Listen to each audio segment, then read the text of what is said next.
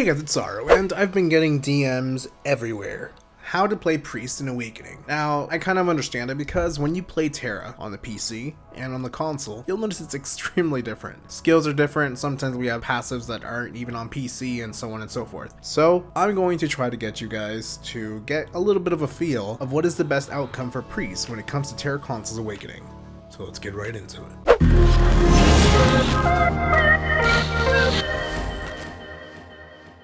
So I will add before I start that this is what some may assume to be your, well, basic awakening guide for priests. Doesn't include really a DPS or PvP type of guide. I'm not going to be going over the basics of how to play your priest because you should already know, at least I hope so. But I will share some optimal rotations and stuff that will help out your team and you. Before I go any further, if you guys actually want this guide in written form, you can go to my website at Sarumonin.com, and on the guide section there is an entire Awakening Priest guide for this that's a little more detailed. So with the new Awakening or Apex update, players that have decided to take on the life of the cloth should expect drastic changes when it comes to playing the class. For example, you can no longer effectively participate in slaying runs. Effectively at least. Though Blessing of Shakan was actually combined with Blessing of Baldur, in console at least, you can actually opt out of this healing buff if you want to by removing the glyph, so it's not that much of an issue. However, if you guys want to actually give potent buffs like Divine Charge, that requires you to heal your team at least once with the skill in order to give them Divine Charge fully charged. Your buffs are stronger and therefore your team is stronger. With the new Divine Charge and Edict of Judgment, you now give your party members a lot more damage. So keeping these buffs up will actually improve your dungeon runs quite a bit. We'll go into exactly how that works in a little bit. And this is the most important one that I see a lot of priests actually struggling with. You can now contribute some damage to your party. Now a lot of changes of priests revolve around their DPS skills. In fact, most of the healing skills in your skill set actually heals for quite a bit. Focus previous to Apex was actually for healing skills and crit factor, or endurance, it really kind of depends on you. However, after this new update, you kind of become more focused on DPS reliance, and that means you are expected to be DPSing with your group in order to have, well, Edict of Judgment on a lower cooldown for Kaya's Shield, Resurrection, lower the endurance of the boss, which you already used to do with Triple Nemesis, but now you do with Divine Radiance, and so much more. So first we'll start getting into the gearing side of things. Gearing a priest is a bit more different than other classes because there's no real set meta for it, if that makes any sense. Some priests prefer full crit factor, some prefer endurance to survive most dungeon mechanics, and some, for some reasons, and this kind of baffles me to this day, prefer power because yes. So before I actually go into anything else, don't go power at all because it's actually just wasting your skills. However, I have found that the most optimal gearing set while consulting with other priests in different console servers from NA, EU, and Southeast Asia to see which would be the most effective, and this seems to be the overall conclusion. So for your weapon, for your top stat roll, you want to have skill decrease cooldown by 7.2%. This is recommended, and really nothing has much changed for your gear except a couple things, as well as attack speed by 9%. However, if you can only do one, skill cooldown is way more important. The reason for this is because you want to have the Kaya's Shield, Divine Charge, Energy Stars, and Edict of Judgment as low as you can. For the bottom stat rolls, you want to have, again, skill cooldown reductions, some healing skills, and increased crit factor by 14. Now you can switch some of it to actually have increased damage by 9.3% when attacking enraged monsters if you actually want a little more DPS, but I would opt in more for the crit factor. For your etching, you want energetic. The reason for this is because you can have lower cooldowns and your attack speed is far more important than anything in your entire set, so you want those too, especially if it's an energetic 4. For your crystals, now this is really up to you. A lot of players can go into a more different kind of style. For me, what works is a Savage Niviate, a Spiteful, Focused, and Pounding Niviate. I do recommend that if you're going to die at these Niviates, to actually go into Relentless or Poisedly for damage reduction or HP increase. Going into the Robe, the top stat roll should 100% always be Kaya's Shield. Now even though with Protective Response was actually a passive that a priest has, this will allow the cooldown of Kaya's Shield to be lower through Divine Radiance's third attack, so that means your auto attack. By the third attack, it'll actually lower the cooldown of Kaya's Shield. It'll keep it nice and sweet, however, you want to keep it low anyways. To keep this guide evergreen, I will state this. If by any chance there is a new stat added to your robe that allows for Divine Charge to get a quicker charging speed option, I recommend that over the Kaya shield by 10%. Because of Console's lack of attack speed, at least currently, Divine Charge takes a little longer to actually charge up and get back into the action. So I do recommend that, if it's ever added. However, if it's not, I recommend Kaya shield by 10%. For your bottom stat rolls, you want to have your HP increased, and the rest will be input damage decreased, of course. I do recommend a grounded for the endurance, but that's just me. As for your crystals, for your robe, hardies are always the way to go, really. Honestly, a good combination for dyads would be glistening to replenish your MP when you hit monsters from the back, or you can go for swiftly to actually increase your combat speed. Brilliantly also is an acceptable choice as well to actually keep your MP up. However, since mana charge is an instant skill, it shouldn't really matter that much, especially if you have potions that are actually already increasing it natively. For your sleeves, now your stat rolls on this is actually a little bit different. Of course, you do want your attack speed and your crit factor, but I do recommend actually including some endurance. It's completely up to you guys, but I think the endurance is actually much better, especially if you're taking some hits for Antaros Abyss, for example.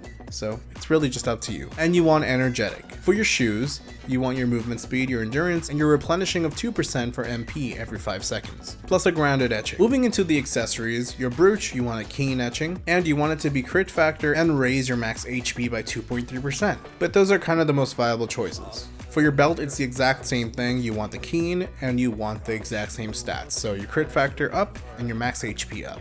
For your innerwear, now this is completely up to you. There are a lot of innerwears that are actually very viable for you. For me, HP percentage is actually the most recommended. I feel like a lot of the dungeons in the game now are no longer percentage based, but in fact, there are flat damages. So for example, if you're going to be doing a dungeon that hits you with a mechanic that is like 200k damage, it's not how it used to be where it's like 50% of your health will be taken away. So I feel like this is more important. For your jewelry, it's a little more simple. You want your healing skills, of course, your endurance, and your crit factor. I recommend crit factor and endurance. You can add healing skills if you really want to. I feel like your skills are hitting for quite a bit already, especially if you have healing immersion and you're repeating it over and over again because of cooldowns, especially when you're Edict of Judgment and using shock and implosion and healing everybody. It doesn't really make sense to actually add more healing skills. So I do recommend crit factor and endurance. For all of the earrings and for all of the rings, as well as your pendant, I recommend Keen or Swift as an etching. So that's for your rings. For your earrings, I recommend max HP and endurance. For your pendant, I recommend crit factor by 4 or endurance by 4. It's kind of just the tussle right there. I feel like you should go for crit factor 4 so you actually hit more damage,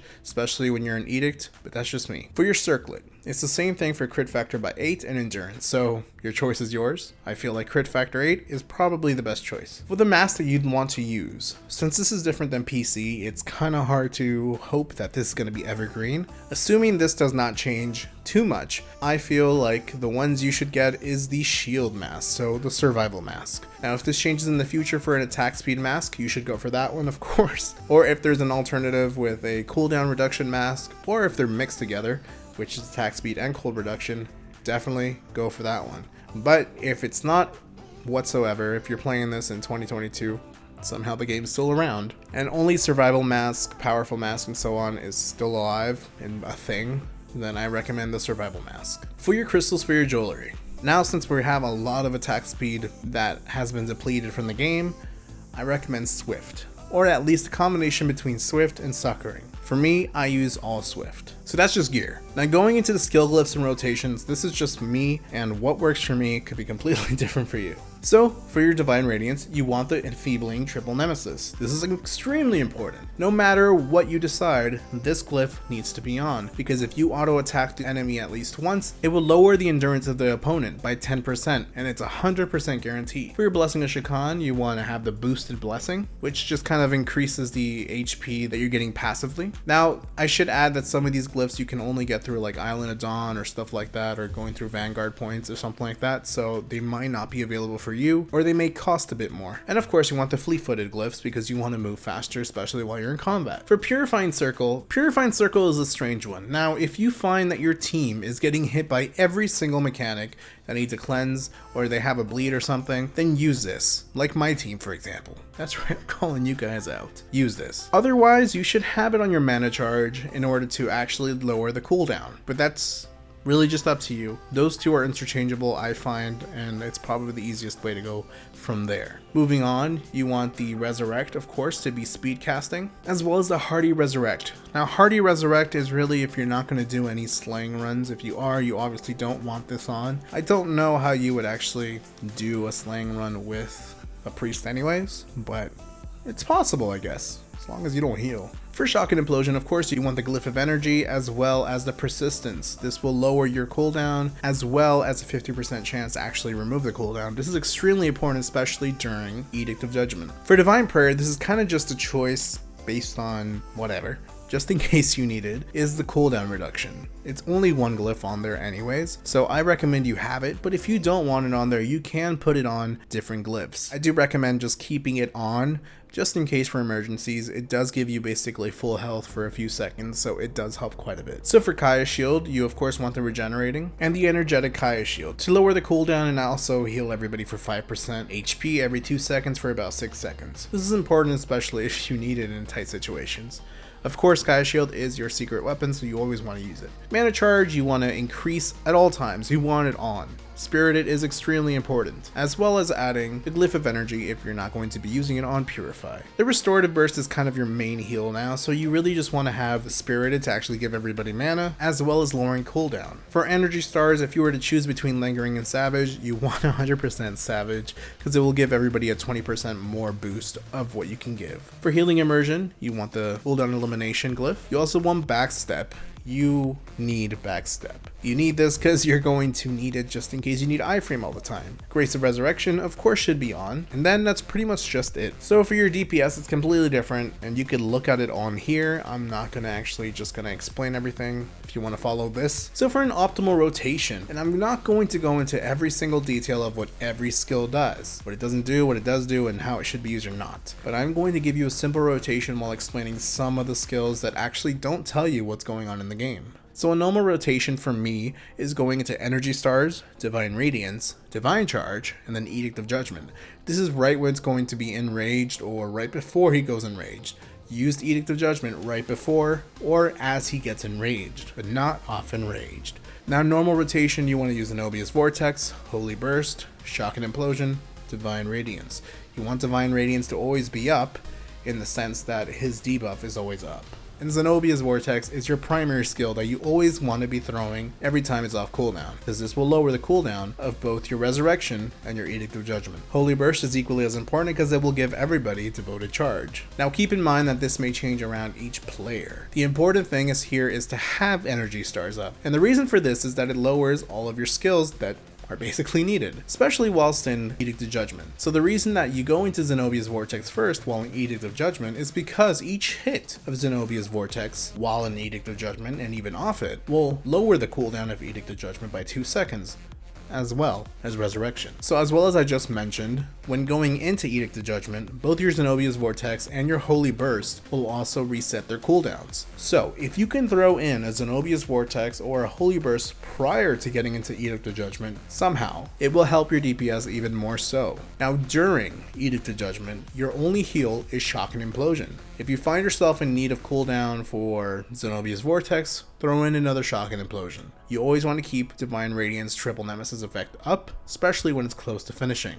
And the most important thing of all that is to always keep Energy Stars up. If you find yourself in cooldown, but Divine Charge is available again, charge it up quickly so all of those final moments can give you an extra DPS push for your team. Also, don't be afraid to use Guardian Sanctuary when you need to, or Divine Prayer for emergencies. They are useful and they help quite a bit when taking ranged attacks, or needing to save a fellow teammate while the boss is doing a big AoE or area effect and it's being used at the time. So let's go over the gameplay kind of rotations and mentality that you should really have. You should heal your team when they need it. Cleanse your team when they need it. Unless they're getting hit all the time, then just kind of say fuck them and log off. I don't know.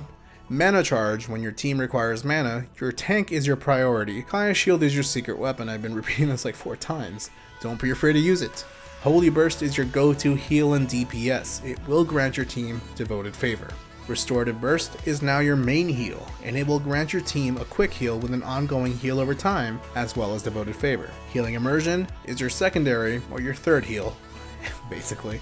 and it will grant your team devoted favor, but not you, the priest. You always want to debuff the boss with Divine Radiance, even if it's just to hit him once. Energy stars must always be up at all times. This will lower the cooldown of all your skills and give you an attack speed increase as well as power. Edict of Judgment must be used in Enrage. I keep repeating that because I see people use it off Enrage, and it's usually used in conjunction with Divine Charge. Now this is not known really to anybody unless you actually pay attention, so I hope you're paying attention to what I'm about to say now because it's extremely important. When you use Edict of Judgment, all of your skills will count as back or rear attacks. So if you have crystals that, for example, activate when you attack the boss's rear, it's going to activate all the time during Edict of Judgment. All of your skills, as you, the priest, not your teammates, will count as back attacks. Divine Charge must be up at all times, off cooldown. Always. Zenobia's Vortex must be used at all times, when off cooldown. And something that's not equally important, but I should note it anyways, when you use the Edict of Judgment, both Holy Burst and Zenobia's Vortex will reset. So I'm just repeating everything that I said, alright? So keep those thoughts in mind, and you'll be in a successful group. Now I have been asked quite a bit about my skill bar, and I feel like you can see it here, but please note that every skill bar will be different. My playstyle may be very different than other players. For example, I use 2 skill bars instead of 3, even though I should use 3 because honestly it would make my life probably much easier. But you can use both methods effectively. But for those that are still wondering regardless, this is my skill bar. Now there is one last note that I feel like I should say because I feel like it didn't come clearly enough in my previous priest guide. Actually 2 things. 1. The first priest guide, the Ultimate Priest Guide, was for beginners, okay? That is completely for beginners that are just getting to 65 and they have no glyphs or nothing, okay? The second priest guide I made was right around endgame, you know, when you actually have glyphs and stuff. This guide is when you have your apex skills, all your glyphs, all your gear, at least the majority of it, your etchings and everything, okay? So, the second thing is, keep the boss still. If it runs a little bit forward, that's fine, but don't have it switch left to right. If you're res baiting, and this means that you start a resurrection animation in order to actually cause the monster that you're fighting to actually target you with a skill, do it behind the tank. The reason you want to do this is because if he targets you and you move the boss, all that DPS is going to be lost because all DPS always use back crystals. So when they attack through the back, if you move it, you're going to start hitting to the side. So don't move the boss, it'll lower DPS. And last thing, have fun. The priest is honestly an easy class to learn, but it's hard to master. Always ask questions, and always be ready to be blamed for any and all things that go wrong in a run, or in the game in general. Traumatized. So yeah, if you guys have any questions about priest, I can help. Let me know in the comments below. I have been playing priest for far too damn long, and I feel like it's time to switch things up. So you guys, I hope that helped, and thanks for watching. Make sure to subscribe and click that adorable f***ing bell to know when I upload a brand new video. Want to support me even further? Join my Patreon at patreon.com/Sarumonin. And don't forget to come join my Discord if you want to chat and hang out. Much love, and as always, till next time, friends.